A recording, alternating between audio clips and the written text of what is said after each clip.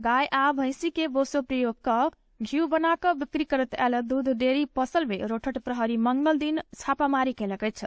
रोहटट जिला के गौर नगरपालिका 5 स्थित विगत 4 वर्ष से संचालन में रहल फूल तारा डेयरी उद्योग में नेपाल प्रहरी आ जिला प्रशासन कार्यालय के टोली छापामारी कैलक अछि। खाद्य वस्तु में अखाद्य पदार्थ मिसावट क दूध दही घिउ मिठाई बिक्री वितरण कर रहल प्राप्त भेल सूचना के आधार में प्रहरी उक्त डेयरी उद्योग में छापामारी क फसल सील कैने जिला प्रहरी कार्यालय रोहटट जनौलक अछि।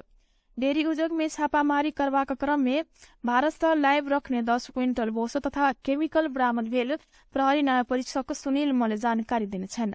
रोहटट जिला के राजपुर नगरपालिका 1 पिपरा भगवानपुर के शेख अली अहमद के 30 वर्ष बेटा मोहम्मद मतिउल अल्लाह संचालन करत आल डेयरी में भैंसी के बोसो से केमिकल प्रयोग क घिउ मिठाई केक लगायत के खाद्य सामग्री तैयार क बिक्री करत आयल में प्रहरी खाए सामग्री तैयार पार रहल अवस्था में छापामारी केने जनौलक अछि।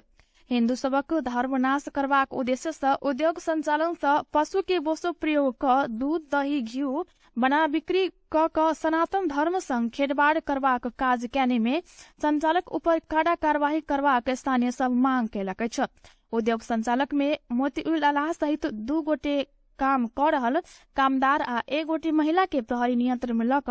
थप अनुसंधान काज आगू बढ़ाब रहल प्रहरी उपरीक्षक वीर बहादुर बुढ़ा मगर जानकारी देलक अछि।